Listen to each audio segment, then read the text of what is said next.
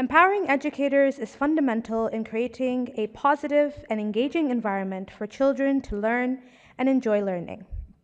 Here we discuss what that means practically and look at different parts of the world to help with educator development. Our panelists today include Dr. Saussan Khalil, Senior Teaching Associate in Arabic at the Faculty of Middle Eastern Studies at the University of Cambridge and the founder and managing director of Kalimna. Dr. Farah Sarraj, Chief Corporate Officer of Al Futtaim Management Company. Dr. Loh Chin Ee, Associate Professor and Deputy Head of Research at the English Language and Literature Academic Group at the National Institute of Education, Singapore. And our moderator, Dr. Joseph Kotarski, Director of Education of U.S. Curriculum, Talim. Good afternoon, everyone. Absolutely excited to welcome our panelists to the stage. We've actually started this discussion for the last 45 minutes back in the green room, so it's really a continuation of some already fruitful thoughts and discussions. So we'll go ahead and jump right into it. So just opening up to all three of you, and perhaps we'll start with Dr. Saussan. What do you see as the key role of educators today? Well, thank you very much for the question, first of all. I think educators today probably have a very expanded role to maybe the traditional role of a teacher. I think in the context of literacy, we almost need to become cultural ambassadors. We need to bring the language to life. We need to bring the world into the classroom. We need to make our teaching relevant, fun, and engaging for learners, as well as doing all of the, checking all of the administrative boxes that we are following the curriculum, delivering our lessons, and meeting our objectives, of course. Thank you very much. I'll hand over to Dr. Chin Ee. Thanks. I think, one of the key roles of educators today is actually to create opportunities for children to learn, to help them to explore. And I think a key word is not just to learn in terms of their ABCs, but really to allow them to explore and to flourish, to grow, to see the joy in language, to understand what books can bring to them in terms of knowledge. What has changed about our world today, and maybe when I was growing up, or 40 years ago, is that previously in a classroom, teaching would be the teacher standing up front and telling you what to do, what to learn, writing things. But the classroom has changed a lot more. There needs to be more involvement. We are more student-centered. We want to listen to what students want. We're more collaborative, and we want to have that sort of inquiry-based sort of learning. So I think, that emphasis on the joy of learning, on student flourishing, and changing our methods in order to help students really learn and want to learn. Thank you. Dr. Farah? Okay, so I think I'm just going to give a statement that usually sums up the role of governing bodies within schools. They always say you should support and challenge. And I believe that the role of the teacher should be to support and challenge, particularly with now AI. I don't know if AI is going to ask me a question and challenge me and basically say, well, you know what, I disagree with you, or have you thought about looking at it from this perspective or that perspective? So maybe challenge, questioning, but also support. A lot of people can easily say, teachers will become obsolete. They will never become obsolete because of the social emotional part that they play. So support, and by support, I also mean role model. You can't just say you need to be empathetic. You need to role model empathy. And you can role model almost everything else. So support and challenge, role model, questioning. Thank you. All incredible in-depth insights to the role of an educator in today's space and time. Given that we're talking about learning environments and the theme of our conference has a literacy lens, let's really explore what learning environments should mean for language acquisition, literacy development. And so, Dr. Chin Ee, why don't we start with you? What do you see learning environments playing in the role of language and literacy acquisition? Thank you. It was quite interesting because, when I was first asked this question, and when I think about learning environment, you might be familiar actually, the first term that came to my head was I was thinking about space. How we design the classrooms, how we design the libraries. And when I thought about this question, what I realized is that a lot of times when we think about designing a classroom space, we're thinking about the teacher. We think, oh, should we have a projector here, so that it's easy for the teacher to display the materials, to do these different things. But actually, I think what we need to do fundamentally is just to think not just about the teacher, but about the student, because we want to think about the learning. If we're moving towards having students explore, for example, then we want to have spaces where they can do group work without moving the furniture too much. The classroom design is set in such a way that they can be social learners, talk to each other, share about books around a table rather than sitting one by one and facing the teacher. So that's one aspect of the learning environment that I can think about in terms of shaping the classroom. The second thing that has not happened as often, but I think is happening quite a lot here, is the focus on informal learning environments and realizing that learning doesn't just take place in the classroom. It can take place in the garden, it can take place in the cafeteria, it can take place in the library. And these are spaces where we can create signs, we can have books, that help to connect language to place. And I'm just thinking about, just being in a garden where you can have signages, right, in different languages, both Arabic and English, about the different plants. And we're learning science, but we are reading as well. And you can provide information about climate change, sustainability, and that's about learning. Okay, let me tell you about a place of learning that none of you probably thought about in your school. Okay, I'm just going to ask you to think, what place do you think I'm going to tell you is one of the best learning spaces for reading in school? Oh, you got it. It's actually the bathroom. And this is the funny thing. If those of you were in my talk in the morning and I talked about reading environments, in these reading schools that I went to, and you went into the bathrooms, they wouldn't put a sign there that said, don't do this, don't do that. They give you extra information so that when you're sitting in the toilet, you've got stuff to read. So I'm sorry, is this like not appropriate? You're just sharing your thoughts. Thank you. How about we go to Dr. Farah? You have some big shoes to fill. Yeah, I was just thinking. I don't have an answer now to match this creativity. Honestly, I believe that the learning environment is everywhere that a student walks. There are opportunities for learning. I also think that corridors, interactions between people, actually us as teachers, as educators, how we carry ourselves and how we behave. These are important cues because that's what Pierre Bourdieu talked about in terms of the hidden curriculum, right?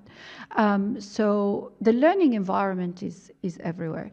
But let's zoom in a little bit on literacy. Yes, if you do want children to read, then surround them with texts of varying lengths with moving imagery, because you can read an image as well. Make that environment rich, but of course, again, bearing in mind that we have to balance it out. For people who can get overstimulated, it's not fun and it's not easy.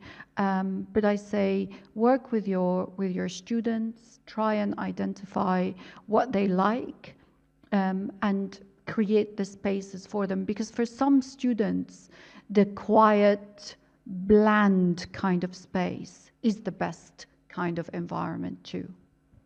So Dr. Saussan's giving us a different vantage point. She works in an online schooling context for one of the many things that she's active in, and so we'd be curious to hear what that may look like in a virtual space. Definitely. I think in our context, we try and mirror what would be a physical learning experience in the online experience as well. So just because we're online doesn't necessarily mean we have to be sitting looking at a screen the entire time. So particularly for younger learners, movement becomes very, very important, whether it's a total physical response to activities, whether it's getting up and looking around their environment, applying the knowledge, being transferred via the screen. It becomes a very interactive experience and bringing kind of the physical and the virtual together rather than making the lesson about the screen. It's about how can I take what I'm learning via the screen and apply it to the world and the environment around me. Thank you. So shifting gears a bit here, Dr. Farah, I'd ask you to start us out with this question. What sort of challenges do educators face in school today? Particularly, again, thinking about addressing language and literacy needs. Okay, so educators have a really difficult life. I think it's quite complex. They're on show every day. It's not a theater performance, and they don't have understudies, because you can always ask the understudy to go on when you're not in the mood. With educators, it is very difficult. I think there are lots of challenges, mainly because we're finding out more about learning and learners. And we're having to probably constantly reevaluate some of the things that we believed were non-negotiable or absolutely proven by science. Well, it's an emerging field now. Now we know a lot more about neuroscience, for example, about the science of the brain. And these actual insights into what happens, what goes on in a child's head, we couldn't before guess. Maybe we had a hunch, maybe we had an intuition, but now there is evidence of lots of different things, say about, for example, learners with ADHD. We know that then when we lose them, that they have depleted their dopamine. So if we know that, then how can we now deal with it based on emerging science, based on new science? I think the biggest challenge, which is also a blessing for every educator, is that they have to reinvent themselves every day. And I believe we're also human, so we may be tired. And we may want a secret formula that we can just use day in and day out. But I don't think it's doable. I don't know if you agree. Thank you. And Dr. Chin Ee, in a context in Singapore, what do you see as some of the key challenges that educators are facing? Thanks. I think maybe just two words. One is time, and the other one is personalization. I think even as you were talking about the students, there's a lot more expectation on the teacher to personalize the curriculum. And that's partly because we know so much more about learning now. So we know that the children are different, they learn in different ways. And so you've got a classroom and you've got different kids with different needs of different levels. So as a teacher, I need to go in, and my role is not just to enact the curriculum. I don't just teach and put on a show, but in addition to kind of exciting the students, I've got to think about what each student needs, be able to tailor the curriculum to their needs. It would be nice, I could do that if I only had 2 or 3 classes to teach in a day. So I think time is really the other issue that teachers have to deal with. And that's a lot because teaching is very emotional work. when we are out there, we're teaching, it takes emotion. When we're thinking about a student, there is that emotion as well. And I don't know about you, but sometimes when I mark a student's work, I feel very emotional. Sometimes it's angry emotion, like what's the student listening? And then sometimes it's like, did I teach well or did I teach badly because the student didn't seem to understand? So, you know, your day is a roller coaster of emotions. And if you had time, you would do all that personalization. But it is hard to do that. So I think time and that need to personalize is quite important. And I was just thinking back to, you know, when you were talking about, again, the special needs, you know, that children needing that space. And just recently, I was looking at some data in a school. We work with teachers on a research project, teaching them to be aware of space, looking at their spatial competencies. And one of the interesting comments that this teacher made was this. She said, I realized if I had more space, I would have enough time. And what she meant by that was she had a class of 40 students, and they were all in this classroom. But every time they wanted to do group work or stuff, she she would have to move them, move the furniture, and therefore she wouldn't have enough time. And so she didn't then move, she couldn't then do what she wanted to do because the space didn't support them. So I really agree with you. It really resonates with me when you talk about creating these spaces to help the students. When you're so aware of that there are students with different sort of neurodiverse needs, you know, then you kind of create the space with them in mind so that you can actually help them. So, Dr. Saussan, hearing Dr. Farah and Dr. Chin Ee talking about, you know, space and time and personalization, you know, given these challenges, how do we take into consideration the curriculum and, you know, all the demands and the breadth of what needs to be covered given those challenges? Yeah, it's the two biggest challenges, I think, time and then the requirements, what we're supposed to teach or what the learners are supposed to learn. So it's definitely one of the biggest challenges I think educators face. I think several things can help aid the process. The institutional support that is afforded to educators. We hear time and time again about educators who are either empowered by their institutions to do the best that they can do, or who feel hindered by their institutions and their requirements, quite strict often or rigid. So I think at the institutional level, there's a big part to play. I think equally though, on the individual level of each teacher, training here becomes crucial, because I think the more tools that we give to teachers to empower them and to enable them to deal with all of the constraints that we've discussed, you know, the time issues, sometimes the resources, the curricula, you know, whatever obstacles they face, with the right tools, they can at least start to make way in terms of overcoming these obstacles. And I think often that's the missing link. Educators are able to identify the obstacles, they know the issues, they can identify the needs of the learners, or often they spend enough time with them that they really know them and they develop these kind of personal relationships with them. But the thing that's lacking then is their own empowerment and their own feeling of, well, what can I do given these restraints and these needs? What can then I add to the equation? And I think that's where training really becomes the crucial missing link. Thank you for that. So, next question, I really hope that we can get deeply into discussion on it, because I think it's the reason that we may be sitting here, and there's about 10 minutes left in our panel, so I really want to make sure that we equally delve into this. And so here it is.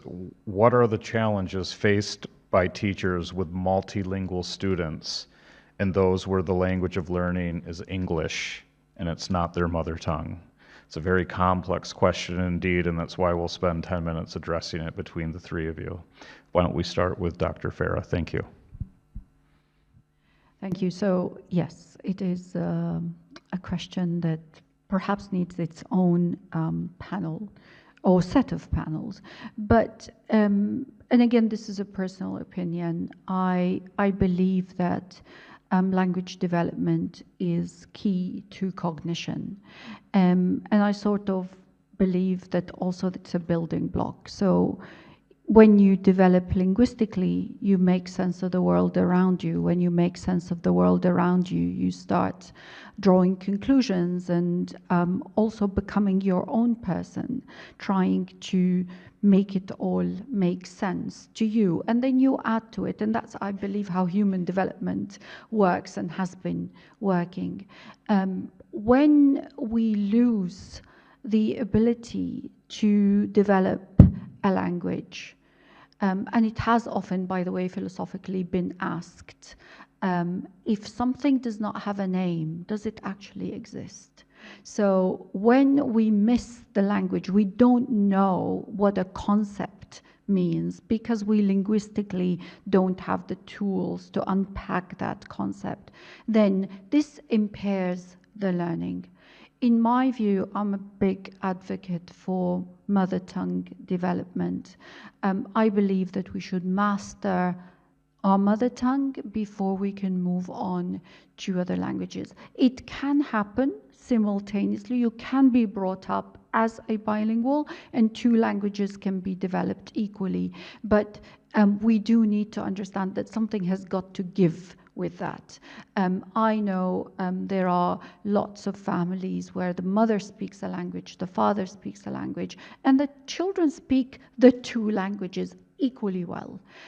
However, it's not an easy balance to strike. What happens in countries such as our context here, when the home speaks a language, the nanny speaks a language, and then the school is trying to deliver a curriculum in English, is a little bit of linguistic fragmentation that can take its toll, can, not will, but can take its toll on some delay in students' attainment.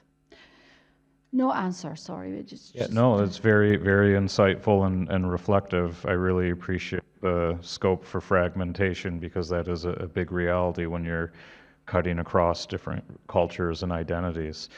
Dr. Saussan, would you like to weigh in?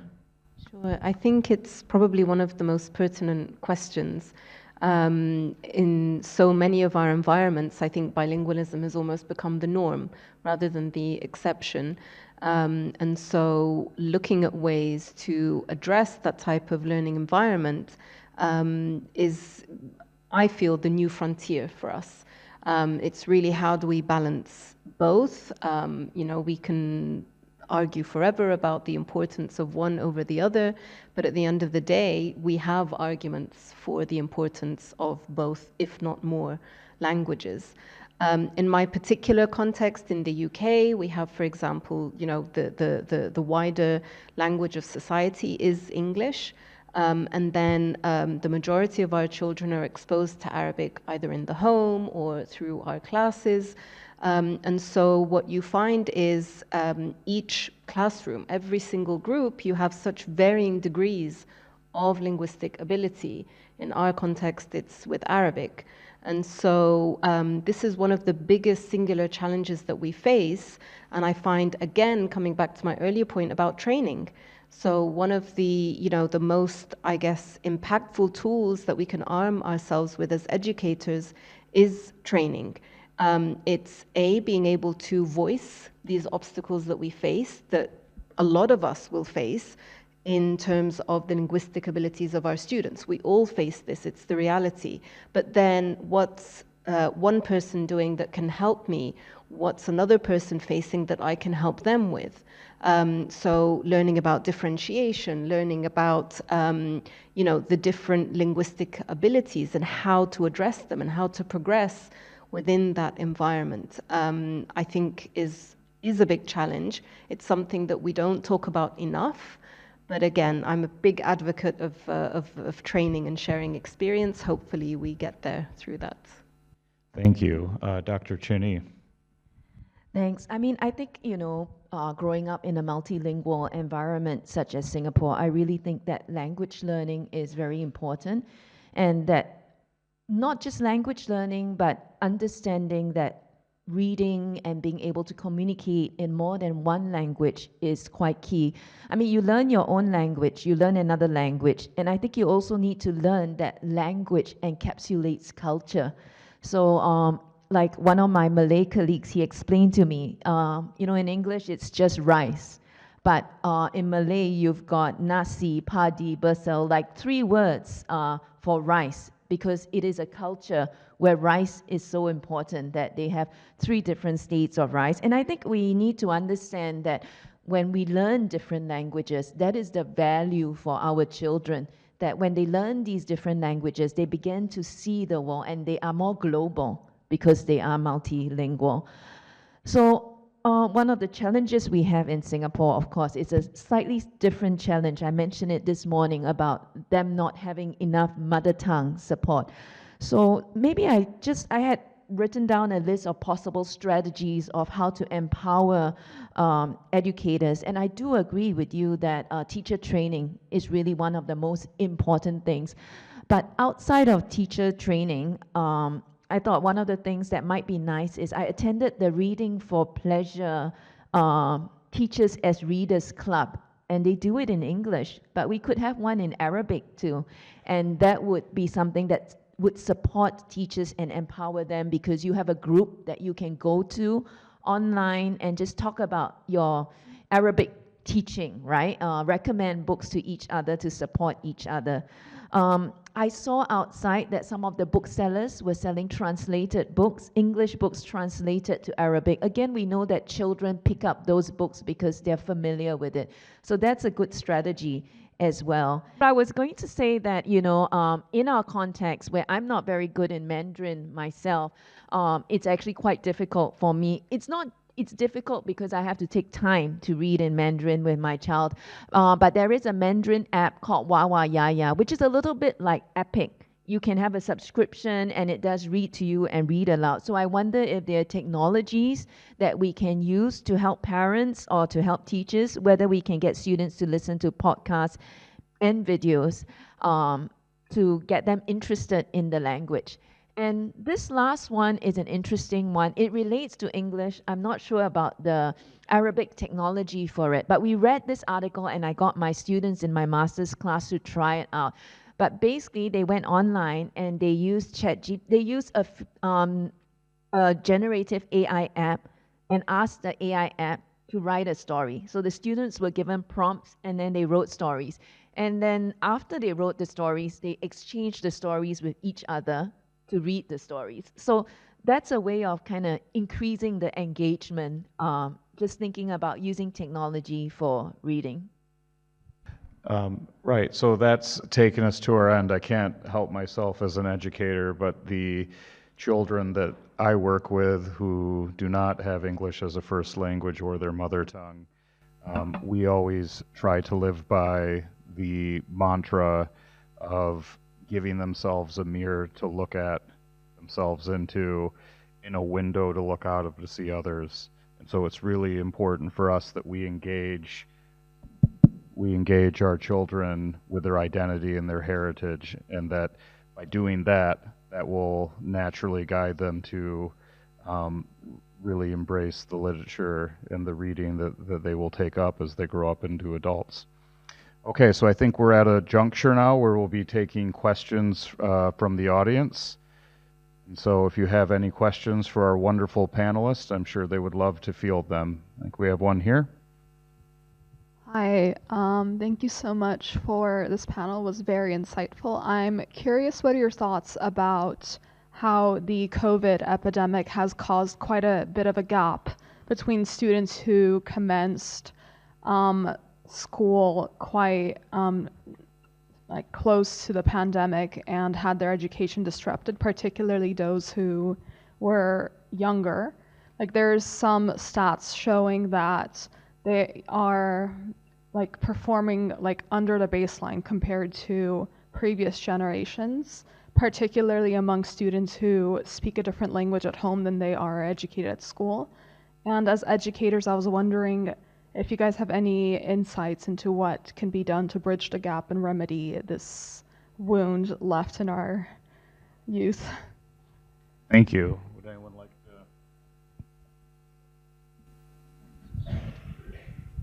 Guess I was nodding very emphatically there. I think definitely 100% in my experience, and I mean, I teach at the school level as well as the university level, 100%. And I mean, informally, I call it the COVID effect.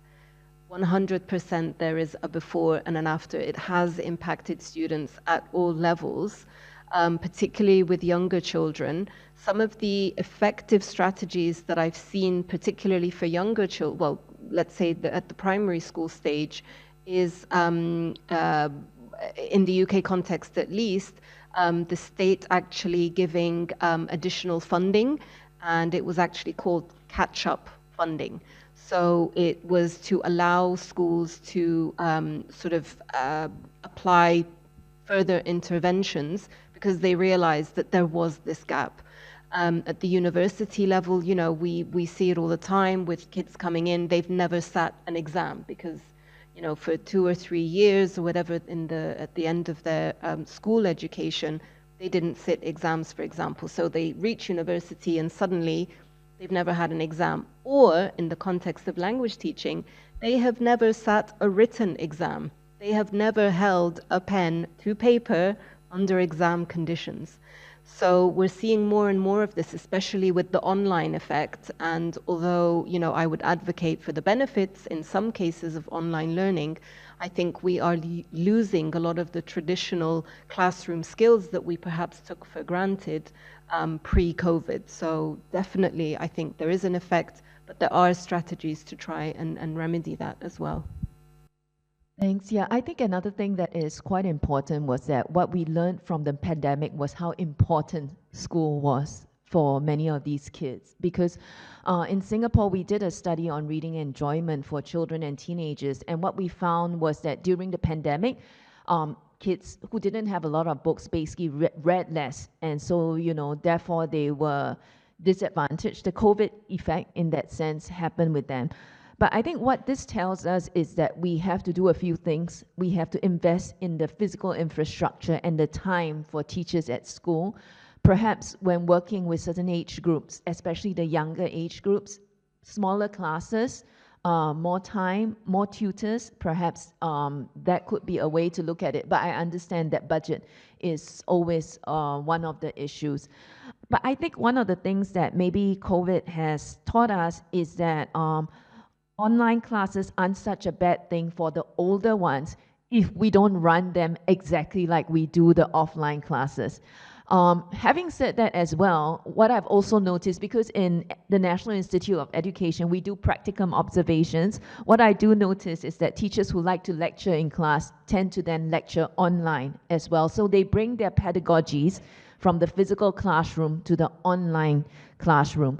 So there needs to be a lot more teacher training, going back to what you were saying about the different strategies to help students to learn well, whether in the physical environment or in the virtual environment, to make use of, if it's in the online environment, quizzes, to make use of, just running around school. I remember during the pandemic, just asking young children I was working with to go do a treasure hunt and then come back to show their things rather than sitting there and lecturing with them.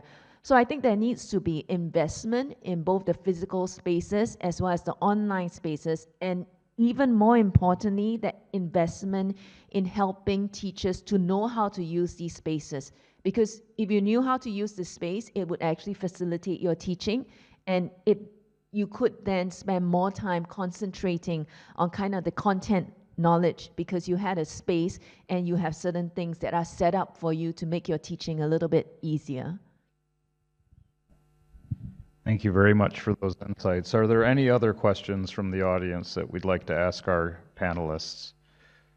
Okay, if not, we really, really are grateful for you visiting us and giving us your valuable insights on learning environments in the context of literacy and language acquisition. So could we please recognize our panelists and give them a round of applause? Thank you. Thank you very much.